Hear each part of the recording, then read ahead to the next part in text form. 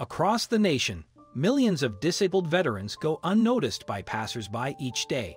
However, when this young woman witnessed a veteran facing difficulties in a Walmart parking lot, her response was extraordinary and uncommon, something only a few would ever contemplate. Morgan Wheeler of Fayetteville, West Virginia, will never forget the day she crossed paths with a disabled veteran, who she believed to be in his 60s or 70s, struggling to maneuver his wheelchair through a Walmart parking lot. After she walked out of the store and got in her car, she began to pull out when she had to wait for the man in the wheelchair to pass by. As I watched him, I noticed that he was missing his right leg from the knee down and was wearing what appeared to be old, government-issued combat boots, Morgan recalled. After explaining that it appeared that the man had stopped to take a break, she added, "He had not realized that I had started my car and was attempting to pull out, so when he saw me, he waved in an apologetic manner and rolled forward 3 more times and took another break." But Morgan didn't leave.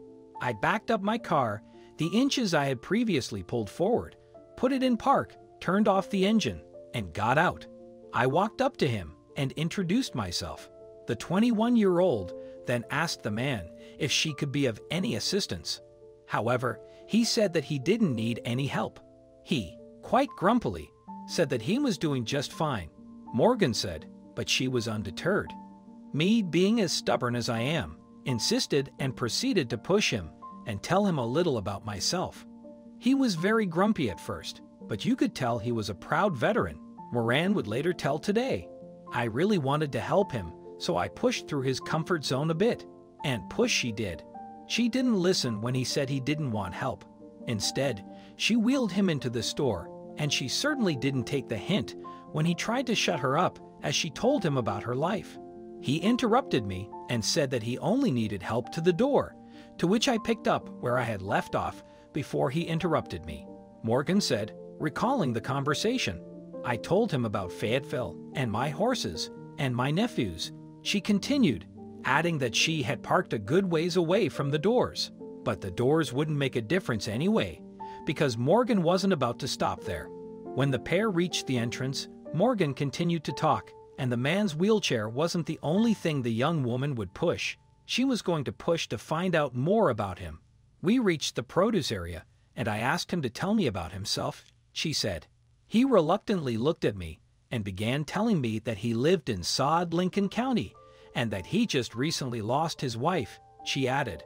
I asked him if he was a veteran, to which he replied that he was, she recalled, adding, but with pain on his face, so I changed the subject and asked if he had made a shopping list.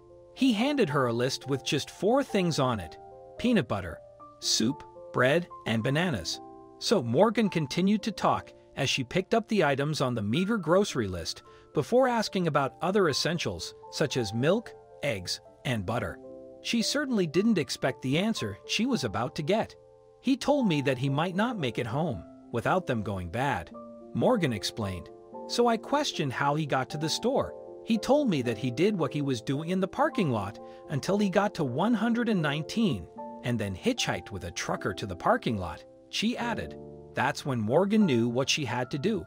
So I called a taxi for him and grabbed the essentials plus a few other things and put them in the cart, she said, and she likely didn't expect what would happen next. After placing a gallon of milk in his cart, he was crying. People were passing by us, looking sideways at him. I knelt down and asked him what was wrong, and he replied that I was doing far too much for an old man that I barely knew. Morgan had the perfect response. I told him that where I am from, and from the family I was raised in, we help one another, no matter the task, and that I had never met a stranger. I also told him that he deserved everything I was doing for him, because he fought for my freedom and sacrificed so much, the West Virginia girl further explained in a post on social media. Morgan went with the hero, who had fought for her and all other Americans' freedoms, to the checkout line, where she paid for his groceries, against his wishes, before taking him outside to wait for the taxi together. Although she never asked for his name or questioned him any further about his personal life, she said that he thanked her over and over again and appeared to be in a much better mood than when she found him. When the taxi arrived, Morgan helped load the man, his groceries, and his wheelchair into the vehicle before handing the driver $44, the only cash she had, and giving him instructions to not only take the veteran home, but help him into the house. As for the veteran, I told him thank you for his service before closing the door. Tears formed again, and he thanked me one last time and said, "God bless you." I returned to my car and could not help but cry. Morgan, who knows men like the one she helped at Walmart that day are the reason we have the rights we enjoy, wrote in her Facebook post about the incident.